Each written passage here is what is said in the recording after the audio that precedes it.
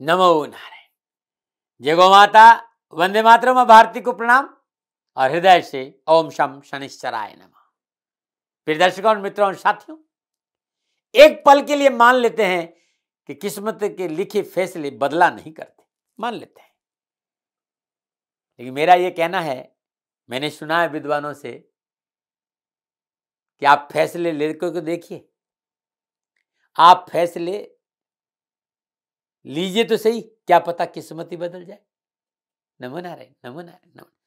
प्रिय दर्शकों, मित्रों और साथियों, पुनः हाजिर हूं आपके सामने कर्क राशि के लिए फरवरी 2022 का महीना कैसा रहेगा, फलादेश और राशिफल लेकर। फलादेश और राशिफल चर्चा करूं उससे पहले मेरा छोटा सा निवेदन, नक्षत्र गणनाओं के हिसाब से जो आने वाला समय है ये परिवर्तन का संकेत दे रहा है। ये समय रूपांतरण का है।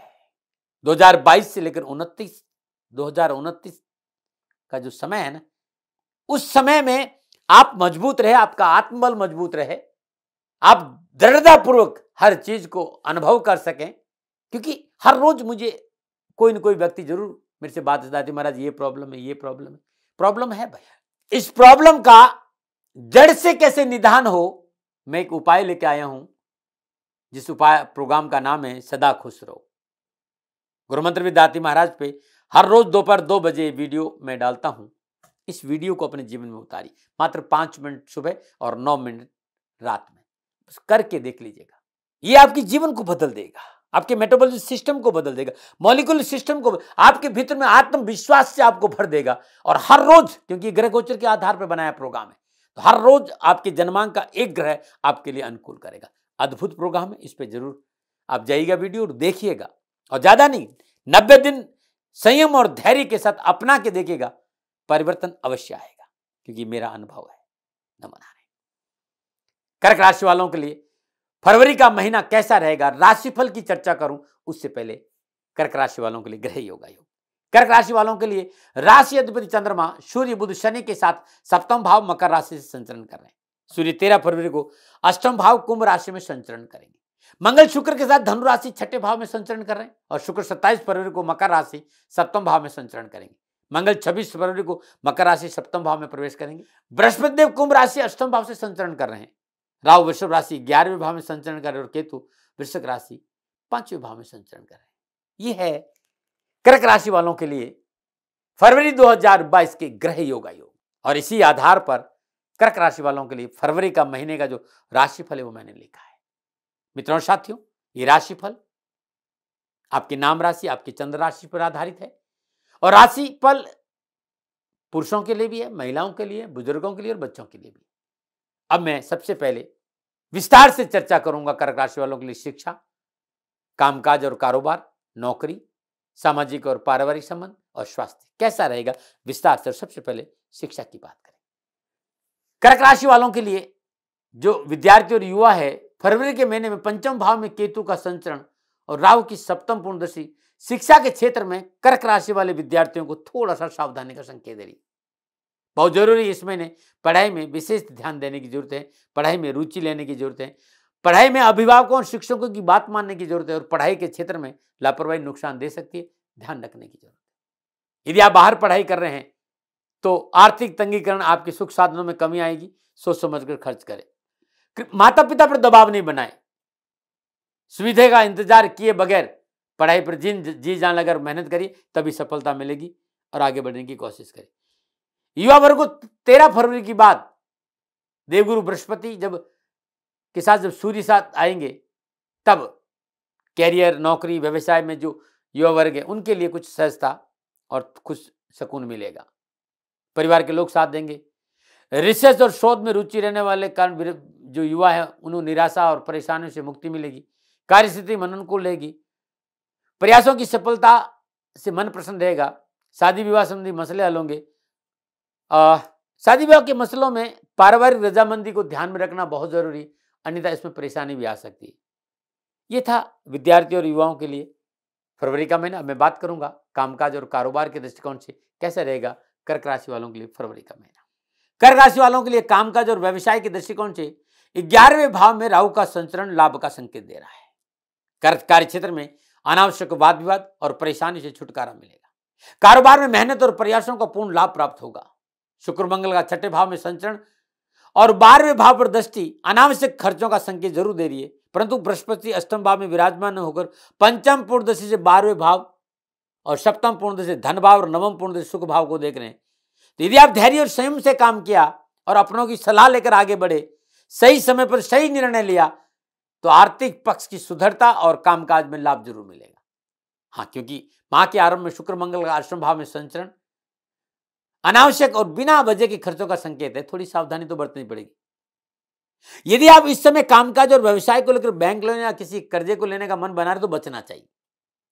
रोजगार के साधनों में स्थिरता आएगी, आय के नए स्रोतों की प्राप्ति होगी, कार्यकृति में अनुकूल रहेगी, मन अनुकूल कार्य भी बनेंगे, नए प्रोजेक्टों को पूरा शुरू करने का मौका भी मिलेगा और व्यापार विस्तार भी मौका मिलेगा। लेकिन संयम धैर्य बहुत जरूरी है। जल्दबाजी में कोई निर्णय मत लीजिए और पारिवारिक रजाबंदी बहुत जरूरी है।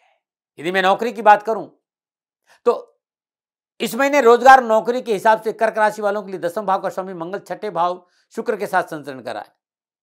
तो जब ये जो गोचर है, ये संकेत है कि नौकरी रोजगार को संयम और धैर्य से काम करना चाहिए। व्यर्थ की कंपटीशन मानसिक तनाव का कारण बन सकती है, तो कंपटीशन से अपने को दूर रखना है। नौकरी में कोई परिवर्तन नहीं करता अच्छा रहेगा। सहकर्मियों और अधिकारियों के साथ तालमेल बनाकर चले तो ठीक रहेगा, परंतु अष्टम भाव में विराजमान बृहस्पति 12वें दूसरे चौथे भाव पर शुभ दृष्टि के कारण और स्वराशि शनि सप्तम भाव में संचरण करने से और तीसरी दृष्टि शनि की भाग्य स्थान पर है, तो राहत मिलेगी, कुछ काम भी बनेंगे, धन की प्राप्ति होगी, इंक्रीमेंट भी होगा, नौकरी में सुखद अनुभव करने का भी मौका मिलेगा और अपने साथियों और अधिकारियों के साथ संबंध भी अच्छे बनेंगे और पदोन्नति का अवसर भी है। बस थोड़ा धैर्य और संयम चाहिए। वेतनवाद बहुत जरूरी है, क्योंकि धीरे धीरे उत्तरार्ध ये कह रहा है कि बॉस आपसे प्रसन्न रहेगा, आपकी कार्यों की सराहना होगी और नौकरी में अधिकारियों से अच्छे संबंधों के कारण आपको लाभ भी मिलेगा। उन्नति और आर्थिक लाभ के लिए की कोई यात्रा शानदार परिणाम देगी। कुल मिलाकर समय आपके लिए नौकरी के हिसाब से समय बस बहुत जरूरी है। थोड़ा धैर्य और संयम से काम करो, जल्दबाजी से बचे। नमन बात करते हैं सामाजिक और पारिवारिक दृष्टिकोण। कर्क राशि वालों के लिए फरवरी के महीने में बृहस्पति की धन भाव पर, व्यय भाव पर, सुख भाव पर दृष्टि रहेगी और यह दृष्टि बड़ी शुभ है। तो सामाजिक और पारिवारिक दृष्टिकोण से समय अनुकूल और लाभ का संकेत दे रहा है। सामाजिक सरोकार बढ़ेगा, सामाजिक सेवाओं का अवसर मिलेगा और सामाजिक दायित्वों को निर्वाह की पूर्ति होगी। पारिवारिक सदस्यों का सहयोग अनुकूल रहेगा। परिवार के सहयोग से परेशानियों से मुक्ति मिलेगी। दाम्पत्य सुख में मधुरता आएगी। जीवन साथी का पूर्ण सुख और सहयोग और सफलतादायक लाभ साथ मिलेगा। निजी संबंधों में प्रगाढ़ता आएगी। अपने परिवार को समय देने का मौका मिलेगा। रिलेशनशिप मधुर और अच्छे रहेंगे। परिवार के साथ सुखद और आनंद के क्षणों की प्राप्ति होगी। यदि आप अविवाहित है तो विवाह बंधन में बंधन के योग भी है और वैवाहिक जातक सुखपूर्ण जीवन जिएंगे, ऐसा नक्षत्र गणना का संकेत है। परंतु केतु के पंचम भाव में संचरण करने की वजह से निजी संबंध कोई है उसमें उठापटक का संकेत नजर आ रहा है और निजी संबंधों में कहीं भी स्वार्थ है तो परेशानी है। निजी संबंधों की पवित्रता पर विशेष ध्यान देने की जरूरत है। अब बात करते हैं स्वास्थ्य की। कर्क राशि वालों, छठे भाव का स्वामी बृहस्पति अष्टम भाव में संचरण करने का स्वास्थ्य को लेकर विशेष सावधान रहने की संभावना नजर आ रही। स्वास्थ्य को लेकर बिल्कुल लापरवाही नहीं बरतनी। आपको अपने और अपने जीवन साथी के स्वास्थ्य पर विशेष सावधानी बरतनी पड़ेगी। किसी भी प्रकार की स्वास्थ्य संबंधी परेशानी को नजरअंदाज नहीं करें। पंचम भाव का केतु आंतों संबंधी, पेट संबंधी, अपच संबंधी, गैस संबंधी समस्याओं का संकेत दे रहा है, तो इसमें ध्यान रखिएगा। ज्यादा रात्रि जागरण नहीं करें। भोजन में अनियमितता नहीं बरतें। बासी और गरिष्ठ भोजन नहीं करेंगे तो आपके लिए बहुत अच्छा रहेगा। कर्क राशि वालों, कुछ मेरे अनुभव की बातें जो ध्यान में रखें तो अच्छा रहेगा। इस महीने तोल कर बोलना बहुत जरूरी है। अनैतिक आचरण आपको परेशानी में डाल सकता है, इससे बचना चाहिए। सरकारी संबंधी जो कोई कार्य हो उसमें लापरवाही नहीं बरतें। इस महीने आमदनी से ज्यादा खर्च नहीं हो, थोड़ा सा ध्यान दीजिएगा। अपनों से बात करते समय सोचकर बोलना बहुत जरूरी है, अन्यथा अपनों के मान सम्मान में चोट पहुंचाने से मोटा नुकसान हो सकता है। ये था कुछ बातें कर्क राशि वालों के लिए फरवरी महीने की। अब क्या उपाय करें, कोई परेशानी है तो फरवरी के महीने में हर गुरुवार के दिन 900 ग्राम चने की दाल किसी गरीब निधन सुहागन स्त्री को दान में दीजिए, या 1 फरवरी से लेकर 7 फरवरी तक हर रोज प्रातःकाल 900 ग्राम चने की दाल या श्रद्धानुसार चने की दाल किसी गरीब निधन सुहागन स्त्री को देंगे तो आपके लिए बड़ा शुभ रहेगा। नमोनम 7 दिन के लिए। मित्रों और साथियों, नक्षत्र गणनाओं के आधार पर ये ज्योतिषीय फलादन मेरा आकलन था, मैं लादता नहीं हूं, अपने विचार आपके सामने रखता हूं, मेरा कोई दबाव नहीं रहता है, मानो न मानो आपकी मर्जी। सेकंड ओपिनियन का अधिकार आपका था, आपका है और आप ही का रहेगा। हाँ, मेरे से कोई भूल हो गई हो, दोनों हाथ जोड़कर विनम्र भाव से क्षमा मांगता हूं। आप सुखी रहें, स्वस्थ रहें, समृद्धिशील रहें, नमन रहें। राजस्थान का हर व्यक्ति जानता है दाती महाराज गायों से बहुत प्यार करते हैं, बेटियों से बहुत प्यार करते हैं।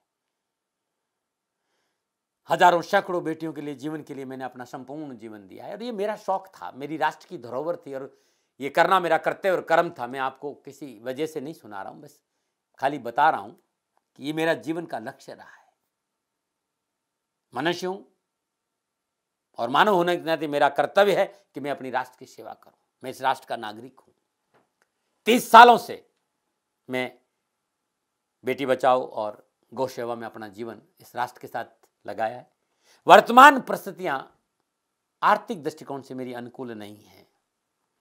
धन नहीं मांग रहा हूं कि मुझे आप पैसे दीजिए, नहीं, पहले भी कभी नहीं मांगा और अब भी मैं नहीं कह रहा हूं और ये मेरा अहंकार नहीं है, क्योंकि धन को लेकर मैं राष्ट्र के सामने कभी नहीं आया था। हमेशा मैंने ये कहा कि साहब सेवा करिए, आप, मैं भी सेवा करता हूं, आप भी सेवा करें, धन नहीं चाहिए। लेकिन वर्तमान में जो आर्थिक परिस्थिति है वो मेरे को ये कहने के लिए मजबूर कर रही है कि सन्निधान गौशाला की गायें दुखी नहीं रहे, इसके लिए मुझे आपका सहयोग चाहिए और सहयोग के लिए मैं स्वयं आपके साथ खड़ा हूं, आपकी समस्याओं के समाधान के लिए। भाई, आप अपनी जन्म कुंडली का अवलोकन कराना चाहते हैं, आप अपनी जन्म कुंडली बनाना चाहते हैं, आपको बहुत सी चीजों की जानकारी चाहिए, तो मैं आपके साथ खड़ा रहूंगा, पूरे साल खड़ा रहूंगा, जब तक जीऊंगा तब तक खड़ा रहूंगा। नंबर आ रहा है, इन नंबरों पर संपर्क करिए, आप मेरे से बात करिए, लेकिन इसकी एवज में गायों के लिए चारे की व्यवस्था कर लीजिए। और इसीलिए मैंने कहा था कि भाई थोड़ा दिन इस समय मैं परेशानी में हूं और मेरी गायें चारों को लेकर थोड़ी सी परेशान हैं। ऐसा हृदय से आया, लोगों ने कहा कि राष्ट्र आपसे प्यार करता है दाती महाराज, एक बार निवेदन करिए।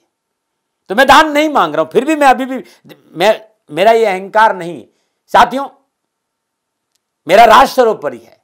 मैं ये नहीं कह रहा हूं, मैं ये कह रहा हूं मैं परिश्रम करूंगा आपके लिए और परिश्रम के एवज में गायों के लिए चारे की व्यवस्था करिए। शनि भगवान आपकी रक्षा करे और आपका जीवन सदा खुशियों से भरा रहेगा, ऐसा मेरा निवेदन।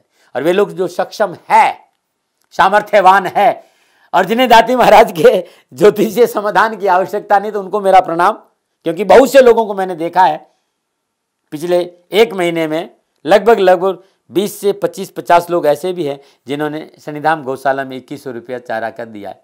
मैं उन सब के प्रति अपना आभार प्रकट करता हूं और यह सहयोग मैं जीवन भर याद रखूंगा। मित्रों, समय ऐसा है कि मेरी परिस्थिति आर्थिक दृष्टिकोण से अनुकूल संकेत नहीं दे रही है, इसलिए मैंने राष्ट्र से कहा कि सन्निधान गौशाला में परेशानी नहीं चाहिए।